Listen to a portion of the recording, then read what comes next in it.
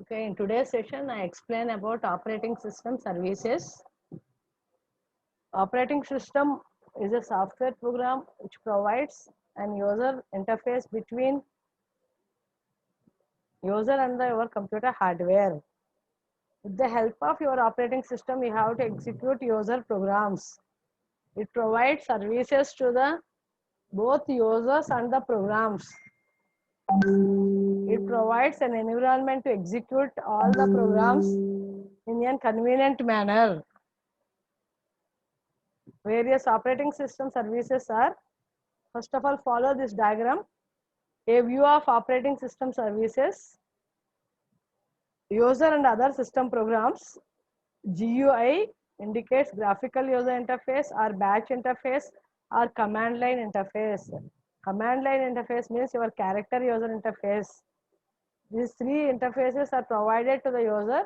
Based upon the user's requirements, the user may choose either GUI or batch or command line interface. In between, it have an interface as system calls. These are the system generated interrupts which will act as the interface between user and your system. Those calls are called as the system calls. These are the various services provided to the user and the program. First one has here program execution, IO operations, file systems, communication, resource allocation, accounting, error detection, protection and security. Then next level as your operating system. And least level or bottom level you are called as a hardware. This hardware, all the physical devices which can be connected to the system to execute a particular program. Hardware means like your CPU or memory or any resource or IO files or any keyboard or any devices required to execute a particular program. That is the hardware device. Now your OS will have acts as an interface between low level hardware to the highest level user and the system programs. In between, it provides various services. We have to discuss one by one. First one as user interface, second one program execution, third one IO operation, file systems, communication, resource allocation, accounting, error detection, protection and security.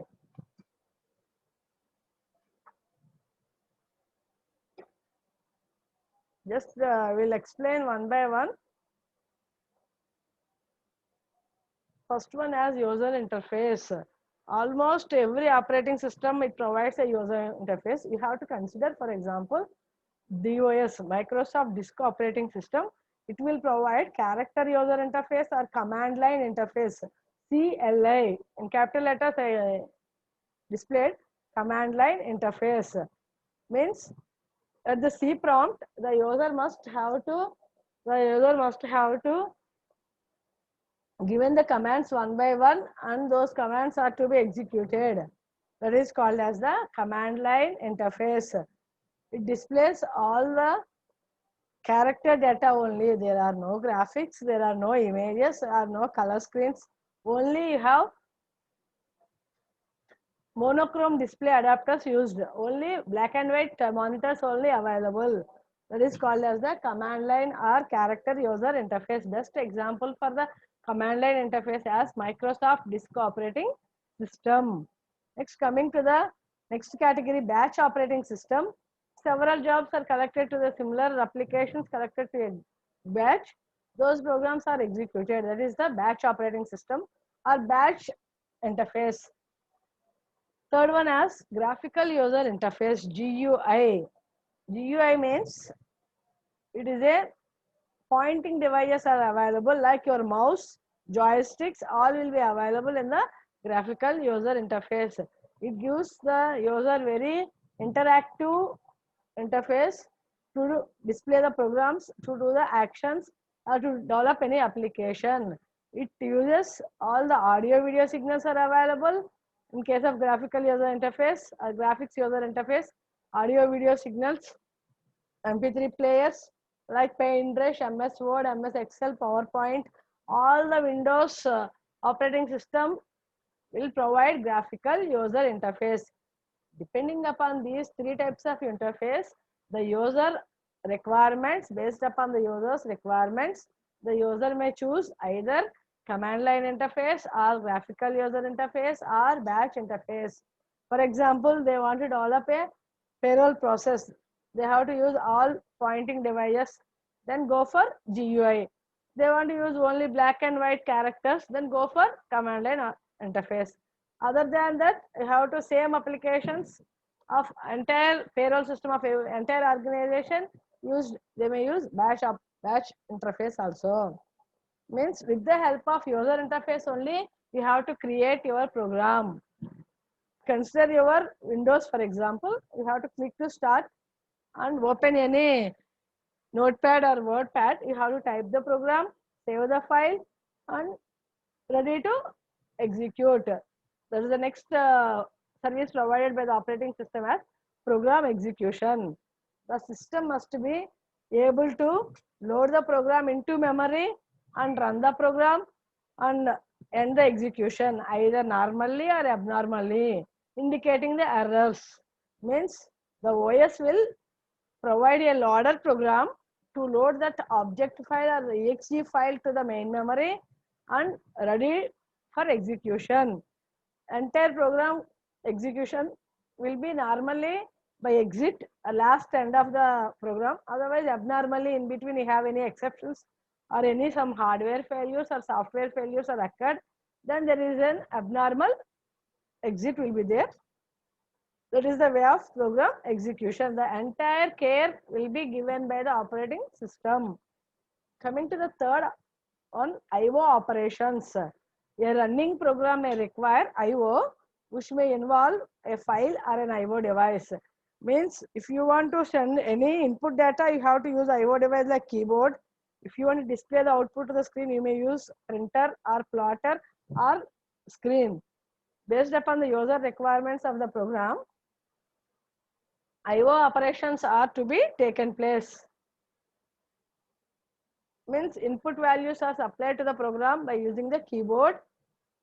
Output operations or output values will be displayed to the screen. Next one, file system manipulation. Programs need to write, read, and all the files and directories are created. Means once you have to choose one editor, you have to save in that file. Entire data can be placed in some secondary storage area. That area you are called as a file.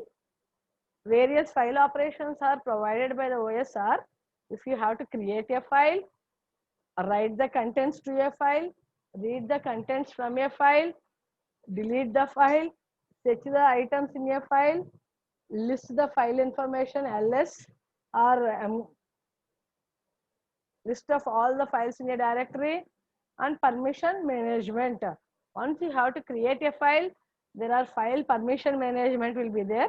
Means it provides three types of users. One is the owner, second one as the user, and last one as the X or others. Owner means who creates the file, that is the owner of a file. Who access the file continuously for read operations or scan operations, you are call it as user.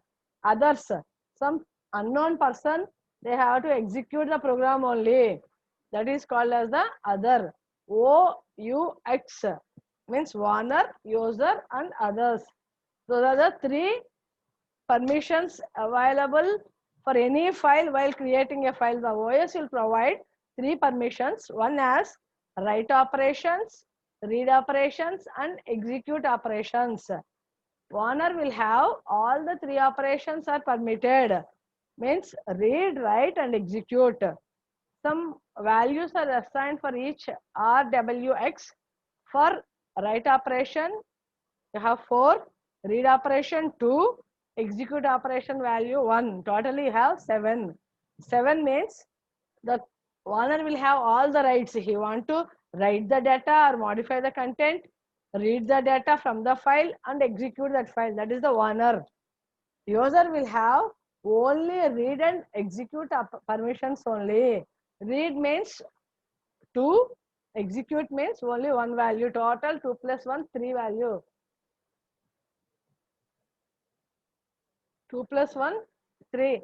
3 is assigned to a user, and X others will have only execute operation. The value will be only 1.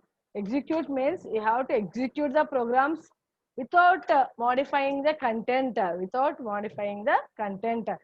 Finally, regarding the file system manipulation, for each and every file we have either owner or a group or user you are called as or others. Means owner will have the permission of read, write and execute. All operations are allowed to a owner. User will have only execute, read and execute operations. Others will have only execute operation. For example, if you want to develop any project, you have to create one project file. They have several files are included in the directory. The owner will have right to modify the contents of a project on any file. That is called as the owner. Some others will have no right to change the contents or modify the contents. Only they have to read the contents and execute that file. That's enough. For example, users a group you are called as. Remaining people in the group will have read the contents and execute those contents. That is the group option or users option. Means if any changes modified done by the owner itself. These are called as the values are assigned to that particular operations are called as the carry beans. Carry beans means read, write, execute or WX. Read, write, execute operations. Read for value will be carry bean will be 4. For write value will be 2. For execute value will be 1. For execute value will be 1. Total value is 7. Okay. Regarding the file manipulation, owner will have the highest values are assigned to handle those files without any unauthorized user access. Means security and protection also will be provided with the help of this owner group and others. Coming to the next function, communications. Processes may exchange information on the same computer or between the computer or over a network. For example, everybody know you have a communication channel like WhatsApp or Facebook. You have to exchange the information between the two processes or between the two computers over a network. That communication may be achieved through two ways. One is shared memory or message passing. Shared memory means both P1 and P2, both processes wants to share a same memory space. They can access the variables, they can access the program code, everything will be sharing is possible. That is called as the shared memory. And next coming to the message passing, messages will be transferred from source process to the destination process. Source process to the destination process.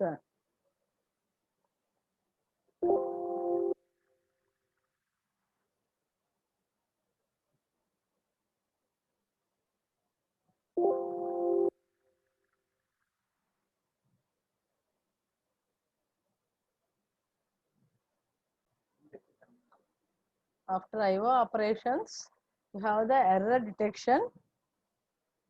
If you want to execute your programs, there may be errors like syntax errors or runtime errors. If any syntax errors may be occur, then debugging operation is taken place. We have to identify the errors and correcting the errors. A syntax error called as a bug, an error in a program called as a bug, means debugging is a process of identifying various types of bugs or compile time errors. You have to correct those errors and it will generate a error-free program that is handled by the operating system with the help of a debugger. with the help of a debugger. Debugger is a software program which will identify the errors and correcting the errors. The next operation is accounting. This service will keep track of which the users are using, how much amount of time the resources are used by the particular user. Means it maintains a log book, how many number of users are logged into the system, what type of resources are to be held with that particular user. That entire log table you are called as a accounting information. Next service as resource allocator. OS acts as a good resource allocator. It means OS assigns all the resources to all the users either by priority or first come first serve. Who will enter first to the main memory, that will be allocated first. That process will be allocated first. That means, for example, if process P1, P2, P3 are there, you want to execute all the resources. You want to execute all the resources. You have to, that user will send the request for the resource like printer. It will assign that resource to that particular process. Second process also requests the same printer, but the resource will be held by the process P1. Entire execution is completed. The resource will be used by the P1 and it releases. Then that resource will be allocated to the P2. Until that completion of P1, P2 must be waiting for that resource. That is the good allocation. It allocates all the resources by means of some principle that is called as a applying scheduling principle. It will assign all the resources. Then OS you are called it as a resource manager or resource allocator. Resource manager or resource allocator. For example, the resources may be either your CPU cycles or main memory or files or your shared memory or IO devices. All the type of hardware and software resources you are called as just resources. The next effective operating system service as protection and security. Protecting the entire data stored in the secondary storage without damage or without deleting the data. There is a protection mechanism will be there, and to provide security to that entire system without entering some unauthorized user, it will provide username and password mechanisms to access that particular computer. If you want to access that particular computer by means of user authentication will be provided. Now you have to enter username and corresponding password. It is a valid username and password. Then only the user must enter into that system. It maintains all the users IDs and passwords in a log table. You are called as a log table. It will search with that log table. Both will be matched. Then only it will provide the privileges or access rights to that particular user. That is called as the protection and security mechanisms. Coming to the next one as OS as a good scheduler. Scheduler means it will provide to execute multiple programs at the same time based upon the user requirement. One program will be executed one after other program based upon the scheduler. A scheduler is a software program which have to execute more than one program at a time by either time slice manner or first come first serve manner, or some basic scheduling policy will be there. Based upon that policy, you have to execute the programs one by one manner. That is called as a good scheduler. Now finally I conclude today's session as operating system services. It provides services in various ways. One as the user interface, second one as program execution, IO input output and file manipulation and error detection, accounting, protection and security, resource allocator, and then you have the good scheduling policies will be there. These are the various Operating system services provided to the user along with the programs. What are the examples of CLI and GUI? And give examples.